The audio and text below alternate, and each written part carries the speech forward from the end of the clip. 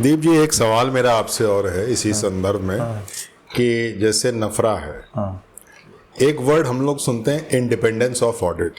Generally bank audit में हम क्या देखते हैं, हमें अपॉइंटिंग अथॉरिटी बैंक होती है, ब्रांच नहीं होती। और ब्रांच में जब हम ऑडिट करने जाते हैं तो हमें पूरा इंडिपेंडेंट होके कार्य करने का मौका मिलता है। हम मैनेजर के से एक्सप्लेनेशन करते हैं, अच्छा लगता है, मतलब तो मान लेते हैं, और अगर वो एथिक्स के अगेंस्ट है तो उसको नहीं मानते हैं। लेकिन जब हम बात करते हैं अपने टैक्स ऑडिट की, रेवेन्यू ऑडिट की, कॉन्करेंट ऑडिट की भी मैं बात कर रहा हूँ, जहाँ पे आपको अपॉइंटमेंट जो देती है अथॉरिटी वो मैनेजमेंट होती है, उस मैनेजमेंट के अगेंस्ट कोई चीज़ लिखना कैसे कोई एक ऑडिटर लिख सकता है जब उसको अपॉइंट करने वाले अथॉरिटी के अगेंस्ट लिखना है? इसमें आप क्या सुझाव देना चाहेंगे आईसीएआई को या हमारी गवर्नमेंट को कि जिस तरह से हमें बैंक में पहले आरबीआई अपॉइंट करती थी, ऐसे ही टैक्स ऑडिट और दूसरे ऑडिट हैं उनमें कोई अथॉरिटी बनाई जाए? जब बैंक ऑडिट की बात चालू की थी तो हम सोच रहे थे कि ये बात ध्यान में आवे हम लोगों के कि बैंक ऑडिट में पहले जो अपॉइंटमेंट होता तो वो आरबीआई द्वारा होता था। अब जो है बैंकें अपनी अलग अलग करने लगी हैं अपॉइंटमेंट। तो एक्चुअल जो इंडिपेंडेंस थी वो उसी समय थी जब आरबीआई अपॉइंट करती थी, ये बिल्कुल श्योर है। अभी हम लोग थोड़ा सा उसको मतलब डाइल्यूशन का बहुत डाइल्यूशन हुआ है। बैंक मैनेजमेंट का मतलब बैंक मैनेजमेंट है। अब वो हम लोग ब्रांच का ऑडिट कर रहे हैं, एक अलग बात है तो आफ्टर ऑल वो भी मैनेजमेंट ही। आप ब्रांच का ऑडिट कर रहे हैं, बैंक के मैनेजमेंट से दबाव आता है आपके ऊपर, डीजीएम और जीएम वगैरह का फोन आता है आपके पास कि भैया जरा इसको ये एमओसी आप ना डालिए। इस तरह की बातें होती ही हैं। बहुत सारे चार्टर्ड अकाउंटेंट्स ने बताई हैं बाकायदे कि इस तरह के दबाव उनके ऊपर आते हैं। तो ये बिल्कुल मतलब एक सूत्र वाक्य है इसका कि पहली बात तो ये कि जो हम लोगों को कहा जाता है कि auditor is a watch dog, लेकिन एक जो डॉग की जो क्वालिटी होती है वो ये होती है कि वो अपने स्वामी के ऊपर कभी नहीं भौंक सकता है, जो उसको रोटी देता है उसके ऊपर कभी नहीं भौंक सकता है। ये एक बिल्कुल प्राकृतिक सिद्धांत है, मतलब इसको आप अदरवाइज मत लीजिएगा कि हम किसी को वो कह रहे हैं, लेकिन प्राकृतिक सिद्धांत है कि जो डॉग है वो अपने स्वामी के ऊपर नहीं भौंक सकता है। तो जब नहीं भौंक सकता है तो इसका मतलब ये है कि किसी न किसी दूसरे आदमी को होना चाहिए जो कि उसको अपॉइंट करे। हमको अपॉइंट अगर कोई दूसरा व्यक्ति करेगा, कोई दूसरी एजेंसी करेगी, तो स्वाभाविक रूप से हम मेंटली और हर तरीके से बिल्कुल इंडिपेंडेंट रहेंगे और अपनी रिपोर्ट भी हमारी इंडिपेंडेंट रहेगी। और तभी सरकार हमसे ये एक्सपेक्ट भी करे कि हम इंडिपेंडेंट रिपोर्ट दे पाएंगे।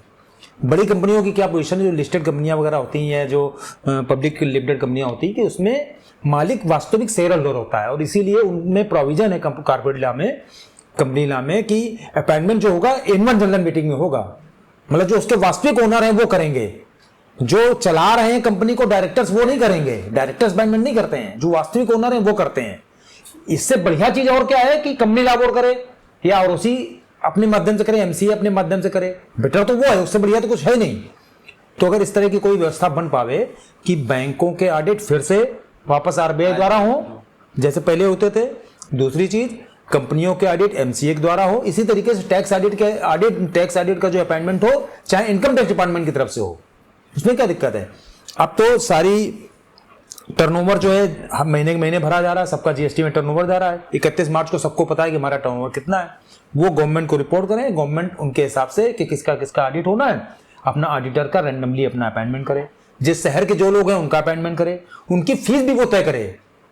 होता क्या है कि फीस तय कुछ होती है, ली कुछ जाती है, काम कितने में किया जाता है, सबको पता, मतलब सब चीजें कोई कहने वाली नहीं है ना।